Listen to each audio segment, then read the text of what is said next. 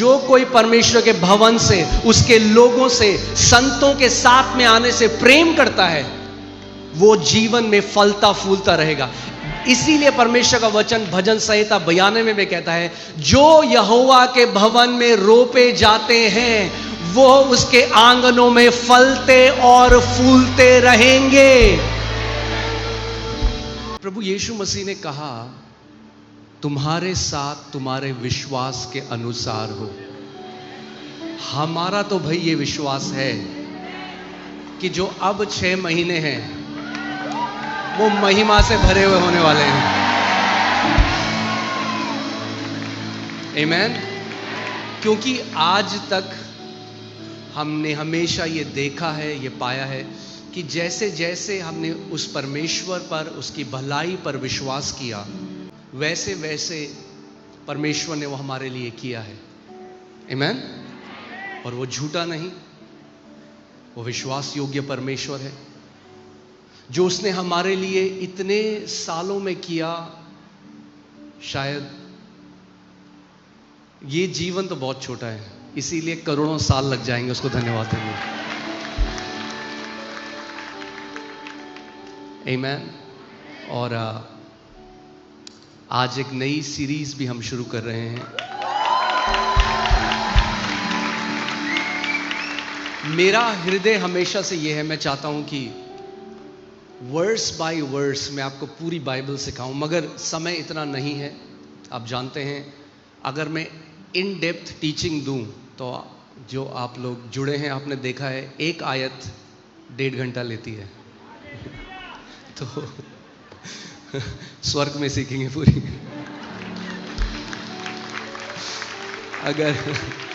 मगर इतना डीप तो मैं नहीं जा सकता एक एक स्क्रिप्चर लेके, मगर हाँ ज़रूर हम लोग जल्दी से देखेंगे कि मैं चाहता हूँ एक रविवार में हम एक चैप्टर ख़त्म कर दें।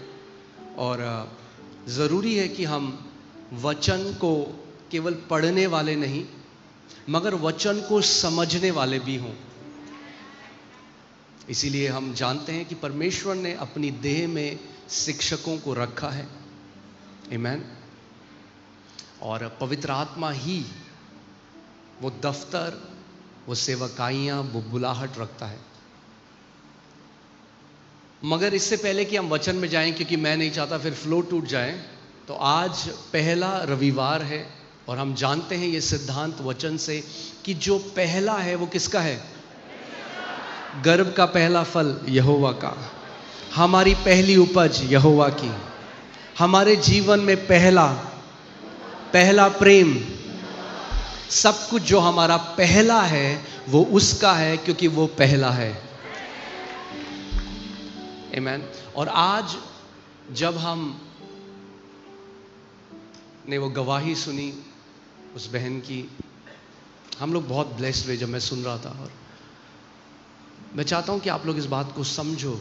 जितने लोग इस बात को समझ गए कि जब संत लोग आपस में इकट्ठा होते हैं और जब हम अपने दानों को, अपने बीजों को देते हैं, वो चंदा नहीं है।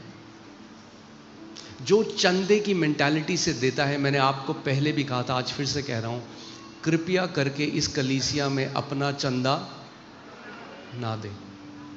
ये केवल प्रेमियों की जगह है।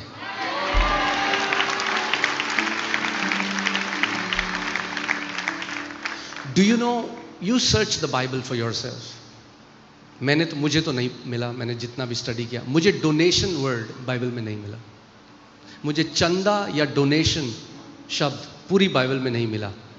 जो राजा पूरब से आए, जब यीशु पैदा हुआ, दे ब्रॉट देयर गिफ्ट्स। वो क्या लेकर आए? अपने तोहफे लेके आए, चंदा नहीं लेकर आए। क्या लेकर आए? तोहफे। धर्म आपको चंदा देना सिखाता है, प्रेम आपको तोहफा देना सिखाता है।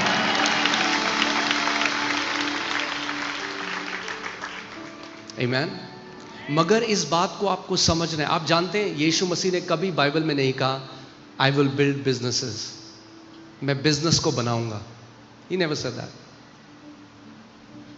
केवल एक चीज की प्रतिज्ञा यीशु ने करी कि मैं एक चीज बनाऊंगा और उस पर नरक के फाटक प्रबल नहीं होंगे, और वो उसकी कलीसिया है।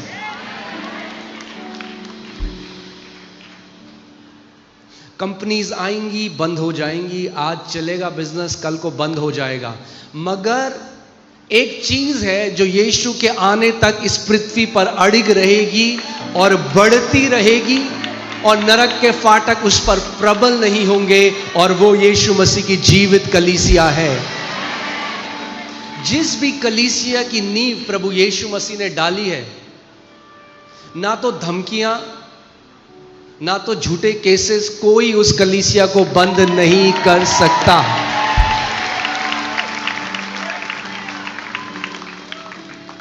आमीन। नरक के फाटक प्रबल नहीं होंगे।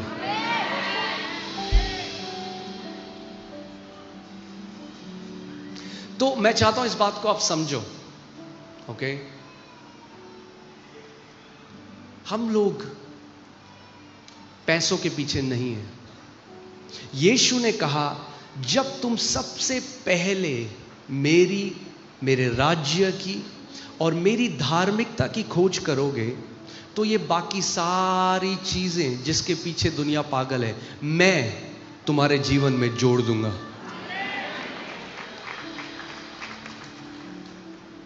आमीन। सो जब आप एक कलीसिया में, अगर आप एक जीवित कलीसिया में रोपे गए हो, जो आप रोपे गए हो, उसका प्रमाण यीशु आपको हर संडे देता है। जो गवाहियां आप यहां सुनते हैं वो मनुष्य नहीं कर सकता, वो केवल परमेश्वर कर सकता है। आमीन।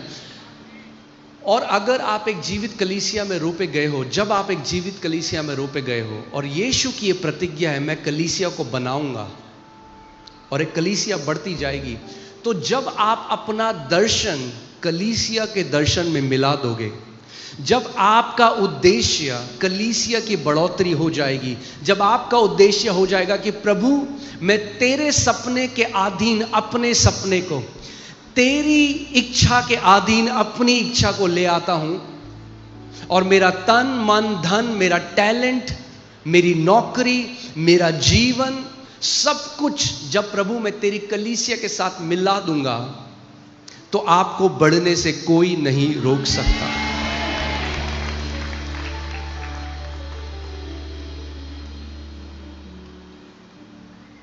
और मैं हर बार इसको बोलता हूं, जब तक प्रभु आपकी आंखें नहीं खोलेगा आप नहीं समझोगे। क्योंकि कई लोग सोचते हैं, अरे ये देखो ये चंदा ले रहे हैं, वो तो हम लेते नहीं यहां पे, पहली बात। दूसरी बात कि जब परमेश्वर 40 लाख इजराइलियों को रेगिस्तान में खिला सकता है, तो आज भी अपनी कलीसिया को वो कर सकता है, मगर उसने जो ये प्रबंध किया है वो आपके लिए किया है। क्योंकि उसने कहा, दो तो तुम्हें दिया जाएगा, हिला हिला कर, दबा दबा कर मनुष्य तुम्हारी गोदी में डालेंगे। क्योंकि लोग इस बात को नहीं समझते। उसने कहा, जब तुम मेरे राज्य में बोते हो तो वापस कैसे आएगा? मनुष्य तुम्हारी गोदी में डालेंगे। That means the opportunities, the business opportunities, जो नौकरियां आपकी लगती हैं, जो फेवर आपको मिलता है मनुष्यों से, मगर वो निर्धारित कहां से हुआ? स्वर्ग से। सो कई लोग उसको नहीं देख पाते, कहते अरे ये तो मैं इतना टैलेंटेड हूं इसलिए मुझे एक नई नौकरी मिली। नहीं, दो तो तुम्हें दिया जाएगा, हिला हिला कर, दबा दबा कर मनुष्य तुम्हारी गोदियों में उंडेलेंगे। God will cause men to be good to you. God will cause men to bless you. Amen? मैं जल्दी से, अगर आप हगाई की पुस्तक लगाएं, मैं जल्दी से आपको एक सिद्धांत सिखाना चाहता हूं। मेरे पास आज कभी ऐसा होना चाहिए, हम कभी मैं एक दिन सोचता, प्रभु कैंप में चलते हैं हम 3-4 दिन के लिए, किसी को घर ना जाना हो, सुबह से शाम तक हम वचन सीख सकते हैं। Because there is so much meat in the world. हाँ, जब वचन खुलता है, जब परमेश्वर खोलता है, तो फिर रुकने का मन नहीं करता। सो जल्दी से अगर हम हगाई की पुस्तक में जाएं,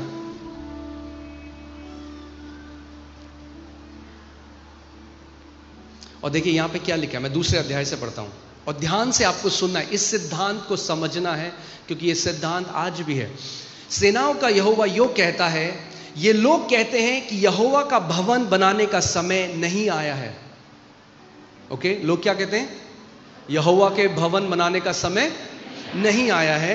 फिर यहोवा का यह वचन हागे भविष्यद्वक्ता के द्वारा पहुंचा। So God is hearing what people are saying. परमेश्वर सुन रहा है लोग क्या कह रहे हैं। अब परमेश्वर ने अपना वचन अपने भविष्यद्वक्ता को दिया और कहा, क्या तुम्हारे लिए अपने छत वाले घरों में रहने का समय है जबकि यह भवन उजाड़ पड़ा है? क्या कह रहा है परमेश्वर? Simply what he is saying is, you are concerned about your houses, you are not concerned about my house. तुम अपने घर की चिंता तो करते हो मगर तुम मेरे घर की चिंता नहीं करते। मेरा घर उजाड़ पड़ा है and you don't care. Okay? इसीलिए अब सेनाओं का यहोवा यो कहता है, अब सुनो, ध्यान से सुनना जो प्रभु कहने वाला है, क्योंकि इन लोगों का जो एटीट्यूड है, जो उनका स्वभाव है परमेश्वर के भवन को लेकर, उससे उनके जीवन में कुछ हो रहा है। अब ध्यान से सुनना क्या हो रहा है। इसलिए अब सेनाओं का यहोवा यूं कहता है, अपनी अपनी चाल चलन पर ध्यान करो। चाल चलन किस बारे में? परमेश्वर के भवन के लिए आपका जो स्वभाव है उस बारे में। Because God takes it personal how you consider God's house. परमेश्वर उसको हल्का नहीं आपता। जैसा आप परमेश्वर के भवन के लिए स्वभाव रखते हो, परमेश्वर उसको देखता है। अब देखिए आगे क्या लिखा है। तुमने बहुत बोया परंतु थोड़ा काटा। ये शारीरिक बोने की बात कर रहे हैं, जो किसान थे जिन्होंने बीज बोई। ये वो वाली फाइनेंशियल बोने की बात नहीं है। तुम खाते हो पर पेट नहीं भरता,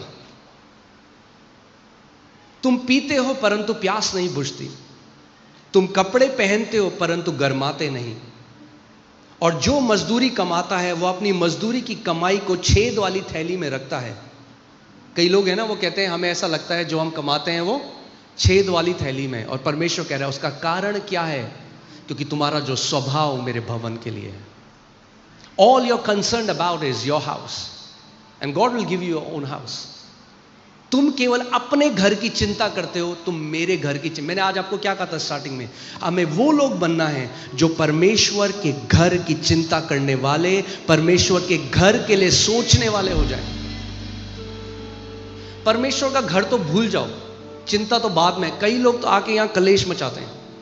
अगर आप कुछ नहीं कर सकते भवन के लिए, दुख मत दो उन लोगों के लिए जो सेवा कर रहे हैं।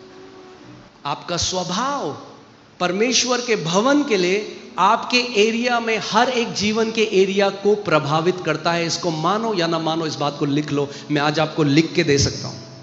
Everyone who loves God's house will flourish. जो कोई परमेश्वर के भवन से, उसके लोगों से, संतों के साथ में आने से प्रेम करता है, वो जीवन में फलता फूलता रहेगा। इसीलिए परमेश्वर का वचन भजन संहिता 92 में कहता है, जो यहोवा के भवन में रोपे जाते हैं वो उसके आंगनों में फलते और फूलते रहेंगे।